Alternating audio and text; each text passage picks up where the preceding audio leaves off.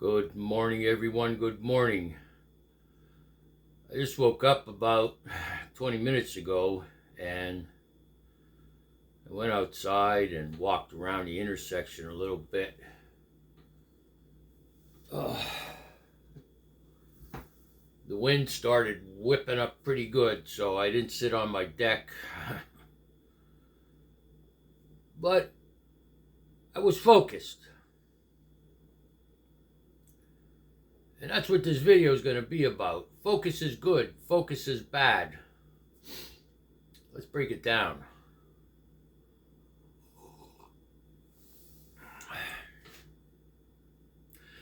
I mentioned this before in other videos. Here in the West, like in the United States, we were raised in this culture. You look, excuse me. Now it's changed a lot now in India, but that culture is still there. Let's say its main theme is spirituality. But a lot has changed. And I'm saying that because I'm practicing Samadhi. Did you watch that video? I know it's long. There's actually 12 parts of it. Some are 50 minutes, some are an hour. I wish summer would come soon. Some of those Samadhi videos are long. When I watch something like that, I don't try to take it all in. I think it was 2012 or 2014 when they came out with that documentary I've mentioned several times. I think it was 2014. The documentary is titled What the Bleep Do We Know? Science and Spirituality, Neuroscience, How the Brain Works. And I've been studying neuroscience for 10 years. When I watch something like that, Samadhi, I guess you could call it a movie. I'm not dismissive while I'm watching it because I know through my ears and eyes, it's being recorded, okay? I won't lie to you. Typically, I watch things like that and listen to them maybe 5 times.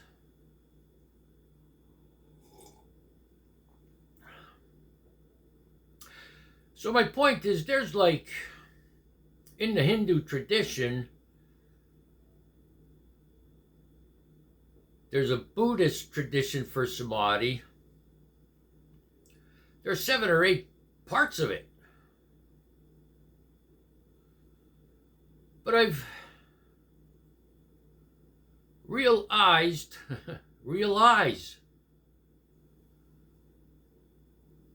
that a lot of it's about meditation and focus. Focus. And I learned this a long time when I say in videos, when I'm talking about the 12-step program, right? And self-examination, self-inquiry.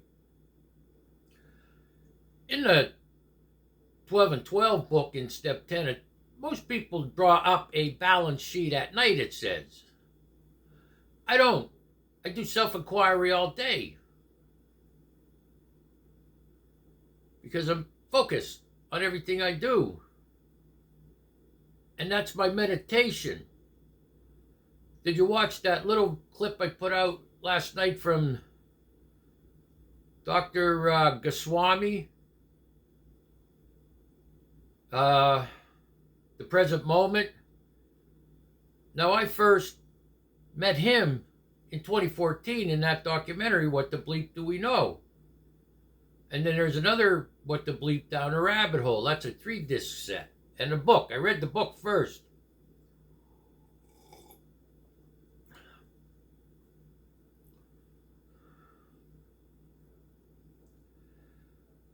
But there's several ways to meditate. And in that And this man is a neuroscientist, a doctor of many things. He said you don't have to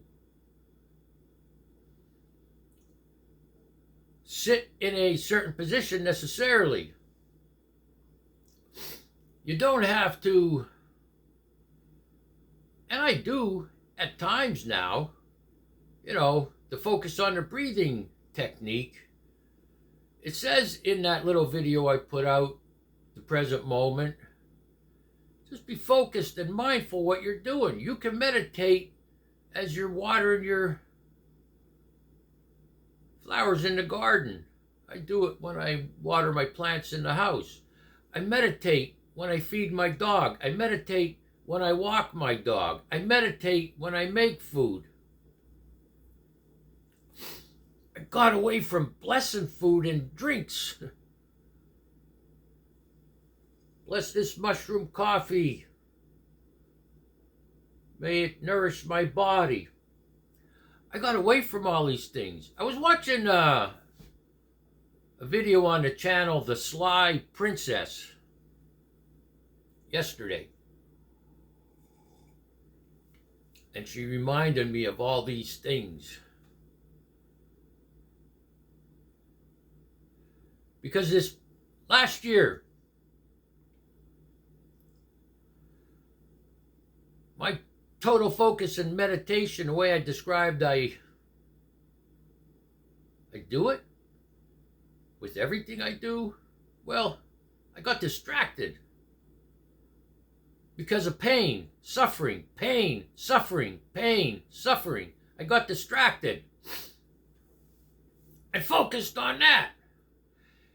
And I focused on that because the VA was denying me treatments that relieve most of the pain. When most of the pain is gone, not all of it, my quality of life improves and I could move. Now, I have to say this so you understand where I'm at. My body was way beat up before I started this spiritual path, okay? My body was way beat up. I abused myself physically. Most of it doing construction work.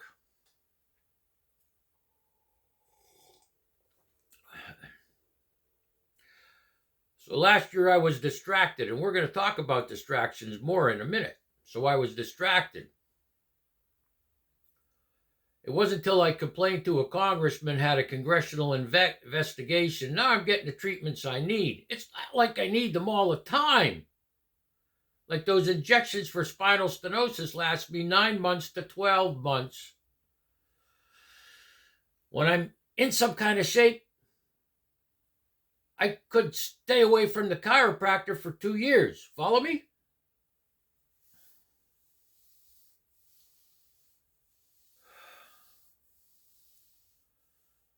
So I started to get these treatments after I filed a complaint like in October, and I started to get back on track.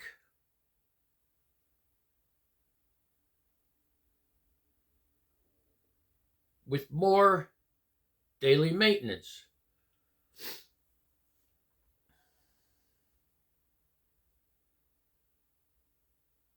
And it's changed my focus.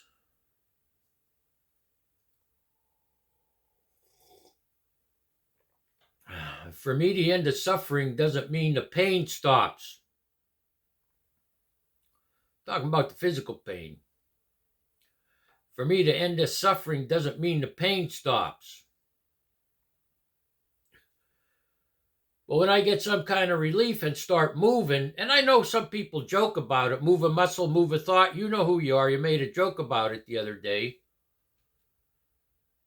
When the pain is relieved enough, I get moving, move a thought, move a muscle, get the blood circulating,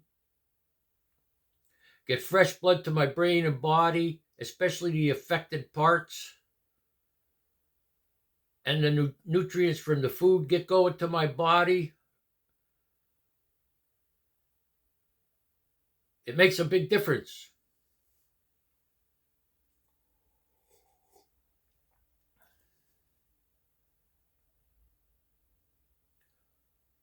when I get some relief, I don't focus on the suffering. Believe it or not, it's still there, but I'm not focused on it. Yeah, I relied on something to get some relief. But all the pain isn't gone.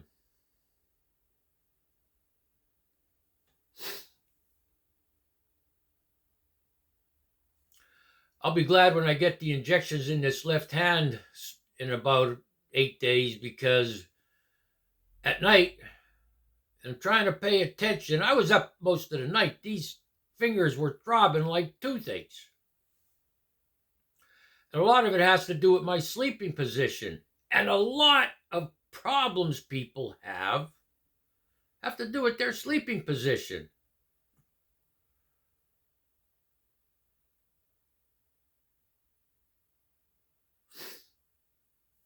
I learned about that. I've been investigating this stuff for decades.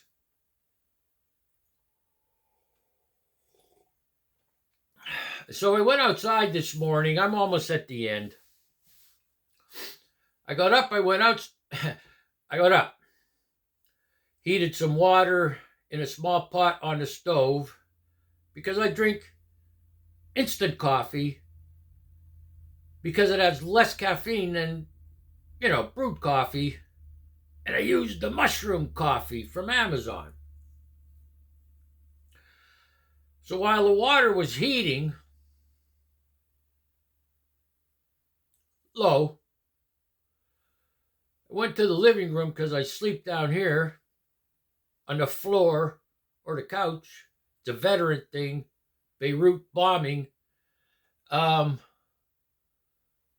started to get dressed, and I was for a couple seconds tempted to turn on the TV just to listen to it.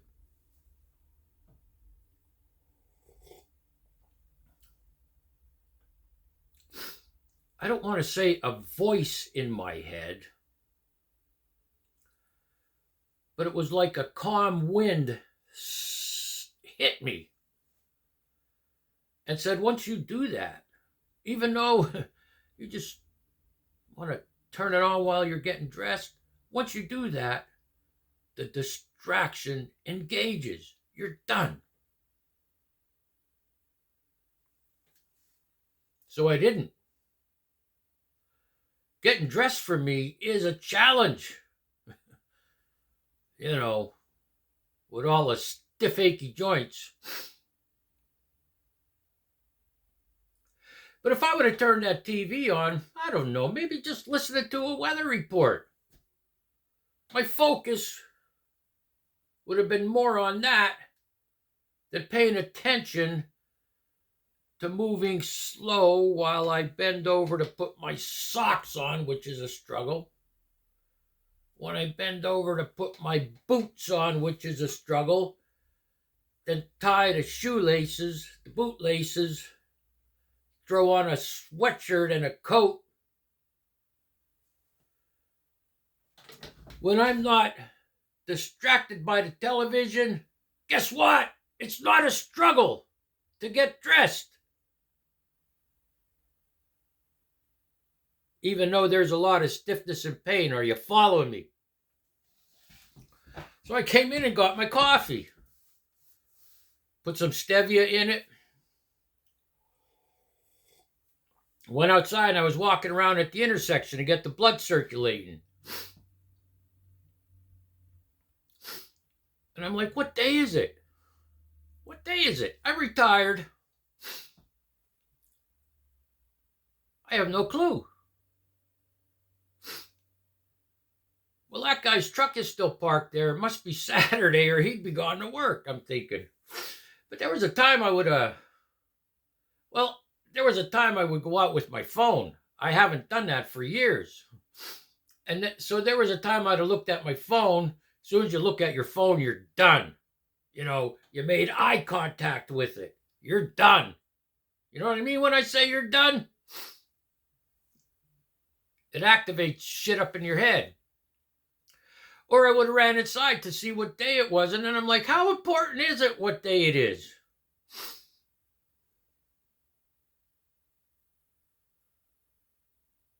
And this led me to think about, for years,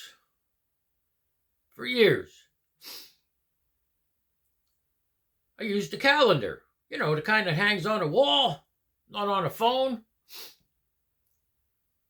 Okay, today's Monday, December 5th, let's just say that, something like that. And I remembered it all day. It wasn't like I was saying to myself every hour, don't forget it's December 5th.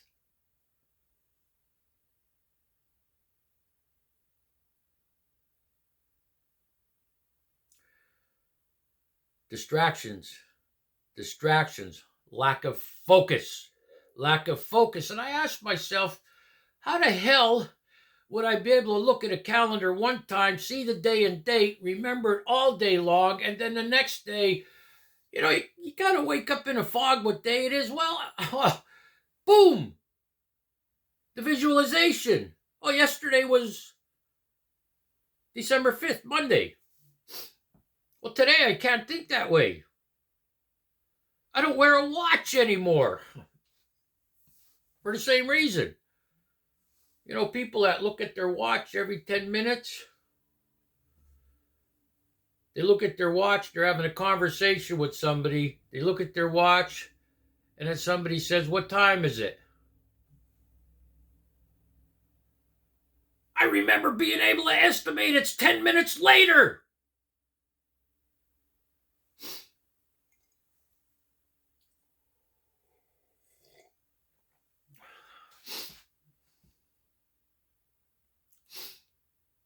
So all these distractions have had effect on my mind.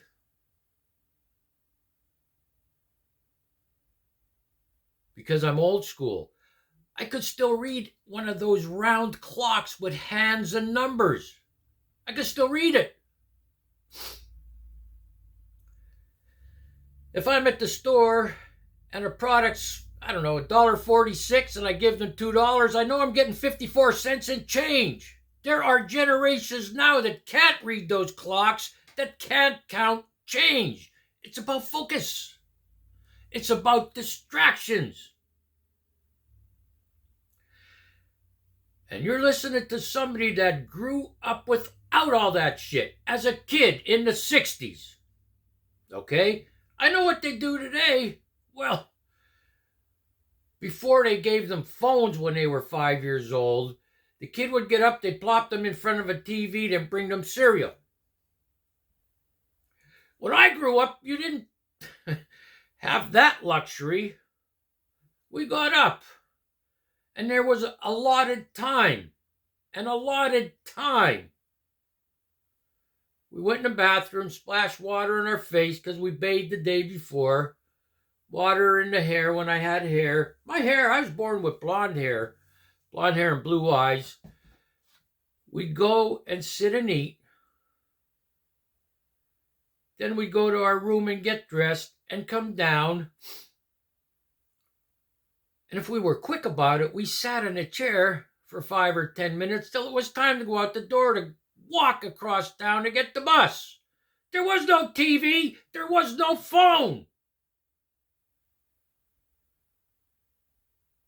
So if you curl your lip and raise your eyebrow when I talk about stimulation, dopamine hits, addicted to technology, I could say this because I'm from the old school where we didn't have this stuff. And I know how it affects people. I'm not even into it. Okay? But I can't remember what frickin' day it is.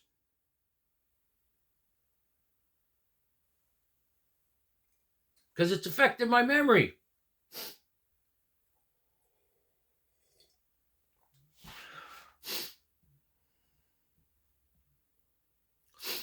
Every time you touch your phone, it shows the date and time, right? But you still have to look at it 10 times a day. And I know there's people out there, well, that's not me. I remember. Good for you then. Good. You got a good memory. Good for you. Thank you.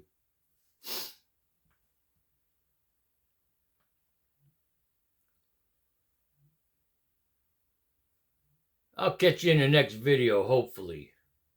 Johan out. Peace.